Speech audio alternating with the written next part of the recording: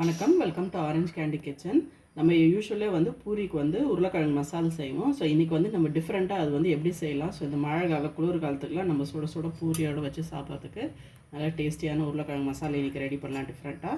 So சேர்த்துக்கு தேவையான பொருளும் செய்முறை என்னென்னு வாங்க பார்க்கலாம். ஸோ அதுக்கு வந்து ஒரு கடாயில் வந்து நான் வந்து 1 ஸ்பூன் அளவுக்கு வந்து எண்ணெய் சேர்த்துக்கிறேன். எண்ணெய் சூடாக இருந்தால் இதில் வந்து 1/4 ஸ்பூன் வந்து கடுகு சேர்த்துக்கலாம். இது கூட வந்து ஃப்ளேவருக்கு வந்து ஒரு சின்ன துண்டு வந்து பட்டை வந்து சேர்த்துக்கிறேன் நான். இது கூட வந்து 1/4 டீஸ்பூன் அளவுக்கு வந்து சீரகமும் சேர்த்துக்கலாம். கடுகு சீரகம் வந்து நல்லா எண்ணெயில் பொரியட்டும். கடுகு சீரகம் நல்லா பொரிஞ்சதுக்கப்புறமா ஒரு 5 பல் பூண்டு வந்து பொடியாக நறுக்கி வச்சுருக்கேன், அதுவும் சேர்த்துக்கலாம். இது கூட வந்து காரத்துக்கு வந்து ஒரு பச்சை மிளகாய் நீட்டு வத்தத்தில் கீரை வச்சுருக்கேன், அதை சேர்த்துக்கலாம். ஸோ உங்களுக்கு எவ்வளோ காரம் வேணும் அதுக்கேற்ற மாதிரி வந்து நம்ம பச்சை மிளகாய் சேர்த்துக்கலாம். இதெல்லாம் வந்து நல்லா வதங்கினதுக்கப்புறமா இது கூட வந்து ஒரு பெரிய சைஸ் வெங்காயம் வந்து நீட்டு வக்கத்தில் வந்து நறுக்கி வச்சுருக்கேன், ஸோ அதுவும் சேர்த்துக்கலாம். லைட்டாக வெங்காயம் வந்து நல்லா சீட் ஆகட்டும். இது கூட வந்து ஒரு கொத்து ஃப்ரெஷ் கருவேப்பிலை வந்து அது வந்து பாதியாக பிடிங்கி போட்டிருக்கேன், ஸோ அதையும் சேர்த்து வதக்கிக்கலாம். வெங்காயம் வதங்கும் போதே வந்து நம்ம இதுக்கு தேவையான அளவுக்கு உப்பு சேர்த்துக்கலாம். வெங்காயம் வந்து வதங்கி இந்த மாதிரி வந்து கலர் மாறினதுக்கப்புறம் நம்ம இது கூட வந்து ஒரு தக்காளி வந்து பொடியாக நறுக்கி சேர்த்துக்கலாம். தக்காளி வந்து நல்லா குழையட்டும். இது கூட வந்து நம்ம 1/4 டீஸ்பூன் வந்து மஞ்சள் தூள் சேர்த்துக்கலாம்.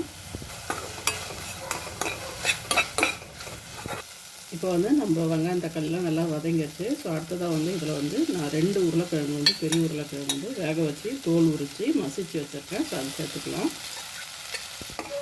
உருளைக்கிழங்கையும் சேர்த்துட்டு நம்ம ஒரு 2 பரட்டிக்கலாம். உருளைக்கிழங்கு 2 பரட்டிட்டு இதில் வந்து நம்ம 2 கப் அளவுக்கு வந்து தண்ணி சேர்த்துக்கலாம். தண்ணி சேர்த்துட்டு தண்ணி வந்து நல்லா கொதி வரட்டும்னு விட்டுறலாம்.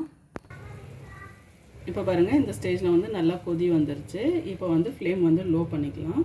அடுத்ததாக வந்து இதில் வந்து நான் வந்து கடலை மாவு சேர்க்க போகிறேன். ஸோ ஒரு பவுலில் வந்து நான் 1 ஸ்பூன் அளவுக்கு வந்து கடலை மாவு எடுத்திருக்கேன். ஸோ அதில் தண்ணி சேர்த்துட்டு நம்ம கட்டி இல்லாமல் கரைச்சிக்கலாம். இங்கே பாருங்கள், இந்த உருளைக்கிழங்குல வந்து பாருங்கள் நம்ம தண்ணி ஆட் பண்ணதுனால எவ்வளோ கொஞ்சம் தண்ணியாக இருக்குது. ஸோ இப்போ நம்ம கரைச்சி வச்சுருக்க கடலை மாவு வந்து இதில் சேர்த்துக்கலாம். சேர்த்துட்டு இதை வந்து நல்லா கலந்துடுங்க. இது நல்லா வந்து ஒரு 5 நிமிஷம் போல் கலரி விடணும். பாருங்கள், இது வந்து நல்லா ஒரு 5 நிமிஷம் வந்து கலந்து விட்டாச்சு. பாருங்கள், அதோட கன்சிஸ்டன்சி நல்லா திக்காகிடுச்சு. நம்மளுக்கு ஹோட்டலில் கிடைக்கிற மாதிரி வந்து உருளைக்கிழங்கு வந்து ரெடி ஆகிடுச்சு. இன்னும் ஆற அது வந்து கொஞ்சம் திக்காகிடும்.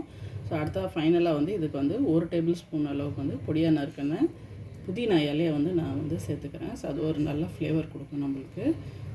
அவ்வளோதாங்க, சூப்பரான நம்மளுக்கு டிஃப்ரெண்ட்டான ஸ்டைலில் உருளைக்கிழங்கு வந்து நம்ம பூரிக்கு வந்து ரெடி ஆகிடுச்சு, உருளைக்கிழங்கு மசால்.